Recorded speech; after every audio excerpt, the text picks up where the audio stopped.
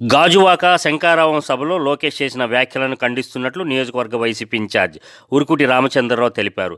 తన కార్యాలయంలో ఆయన మీడియా సమావేశంలో మాట్లాడారు.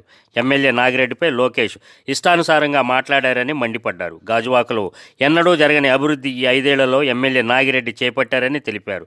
నాగిరెడ్డి అవినీతిపరుడంటూ లోకేష్ అనడం ఆయన అవివేకం అన్నారు. బీసీలకు సముచిత స్థానం కల్పించాలనే ఉద్దేశంతోనే సీఎం జగన్ తనను ఇన్ఛార్జిగా నియమించారన్నారు. గాజువాకలో ఏళ్లనాటి భూ సమస్యను ఎమ్మెల్యే నాగిరెడ్డి పరిష్కరించారని అన్నారు. వచ్చే ఎన్నికలలో అధికారంలోకి వస్తామని, విశాఖ స్టీల్ ప్లాంట్ ప్రైవేటీకరణను అడ్డుకుంటామన్నారు. సమావేశంలో కార్పొరేటర్లు రాజాన రామారావు, బొడ్డు నరసింహపాత్రుడు, 68వ వార్డు ఇన్ఛార్జ్ గుడివాడ లతీష్ తదితరులు పాల్గొన్నారు. ఈరోజు పవన్ కళ్యాణ్ ఆ రోజు స్టీల్ ప్లాంట్కి వచ్చినప్పుడు జనసేనని బీజేపీని ఒక మాట అనుకుంటా కేవలం వైఎస్ఆర్ కాంగ్రెస్ పార్టీ మీద బురద జల్లే ప్రయత్నం చేస్తున్నాడు. అదే ఆయన బీజేపీతో ఉన్నాడు కదా, మరి బీజేపీ నుంచి మిత్రపక్షం బయటకు వచ్చి ఆ పార్టీని విమర్శించవచ్చు కదా, అంత ఆ ధైర్యం ఆయనకి లేదు.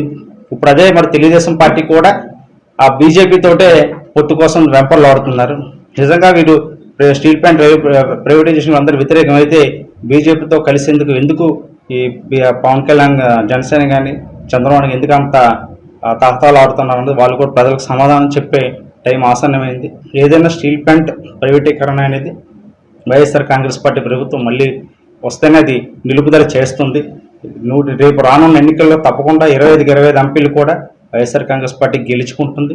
ఖచ్చితంగా స్టీల్ ప్లాంట్ ప్రైవేటైజేషన్ అంశం అనేది నిలుపుదల చేస్తుంది. కార్మికులందరికీ కూడా న్యాయం చేస్తుందని చెప్పి మీ అందరికీ మరి మీడియా పూర్వకంగా తెలియజేసుకుంటూ మరి ఈ యొక్క ఏదైతే నాగిరెడ్డి గారిని పెట్టిన వ్యాఖ్యలు మళ్ళీ వారందరినీ కూడా నేను అవి వెనక్కి తీసుకోవాలని చెప్పి ఆ వ్యాఖ్యలు మీ అందరం కూడా గాజువాక నియోజకవర్గం కార్పొరేటర్లు కానీ ఇన్ఛార్జీలు కానీ అందరూ కూడా మీ అందరూ ఆ వ్యాఖ్యలన్నింటినీ కూడా తీవ్రంగా ఖండిస్తూ ఈ యొక్క మీడియా సమావేశం